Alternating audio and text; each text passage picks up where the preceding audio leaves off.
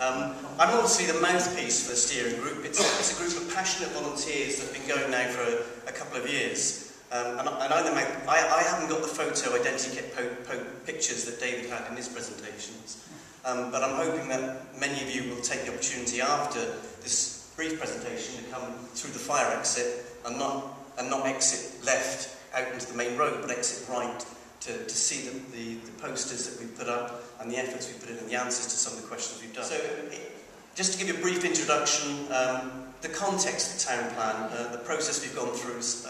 I'm not going to go into the results of the consultation we've done today. I'm just going to give you a brief overview, and you can get the results when you go next door, behind the green door, brown door. And then next steps.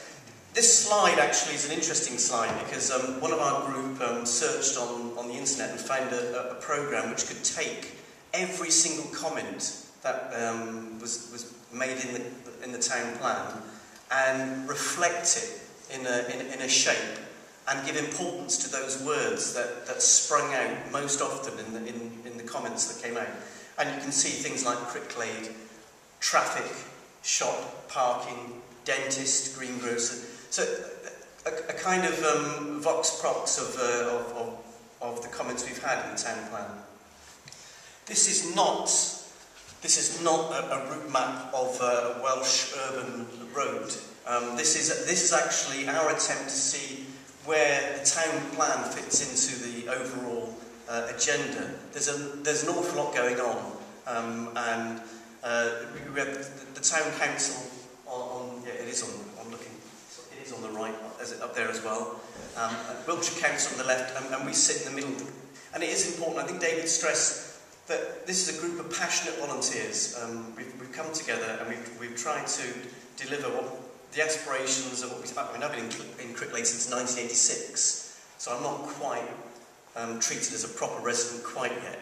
But you know, this is aspirations for the future, our future, and how this plan will feed into the town council and shape hopefully the neighbourhood plan, and that neighbourhood plan then feeds into the county council and all the planning agendas that go on there. I'm not going to go into this route map here.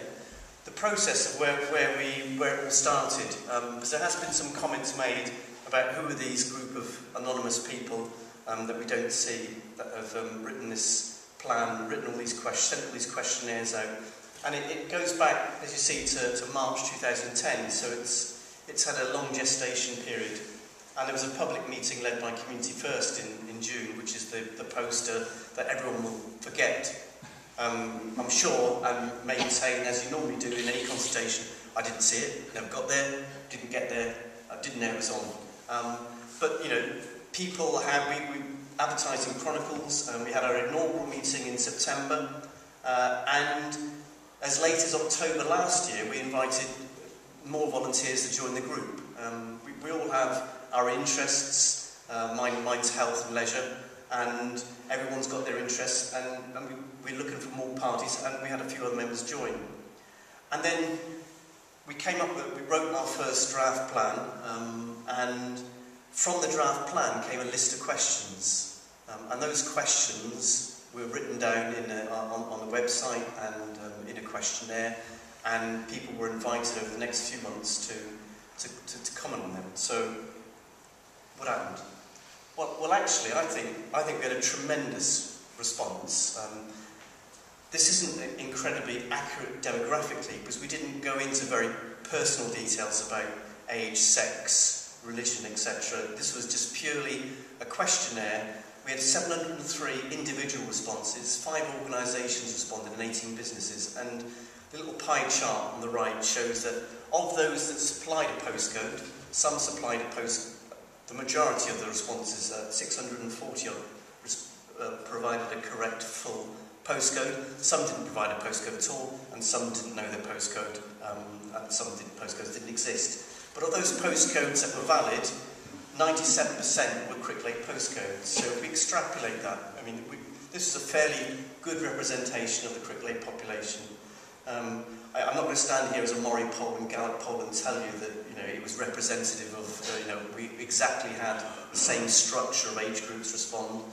but there were 21%, if we assume that the people that filled it in were all over 16, 21% of over 16s in the Cricklade area responded. And that's significant in any terms. And in fact, when I went back to my studies, and I had to study statistics as part of your accountancy, but I had to go back into the internet and research it all, I can say with 99% confidence that the results have a margin of error between 4 and 4.5%. Now that sounds morally, doesn't it? This is just a scattergram of the postcodes of the responses.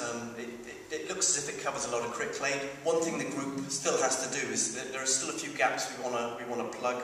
We want to make sure that there were no obvious areas missing, and also we are aware that the youngsters, the young of Cricklade, weren't consulted individually. Some of them may have filled out forms. I can say that because my kids did, but some didn't. But I'm aware that there's another survey that's just gone on, a youth survey that was just been published yesterday? Last Thursday. So again, I think the group will consider that in its final report. So where are we going to go now? Today, 30th of April, means tomorrow's the 1st of May. And the results of the survey that we've done, they're outside. I welcome you to come through afterwards. And then what we're going to do is we're going to have a month of further comments. And in fact, if Gary's got the post-it notes here, if anyone's got any initial comments, there are pens and post-it notes which you can leave out, obviously only if you go through and find the post-it notes and find a pen. You can leave comments next door. And then we are going to issue a revised, updated plan in June, and hopefully that will feed into, at some point, the town plan.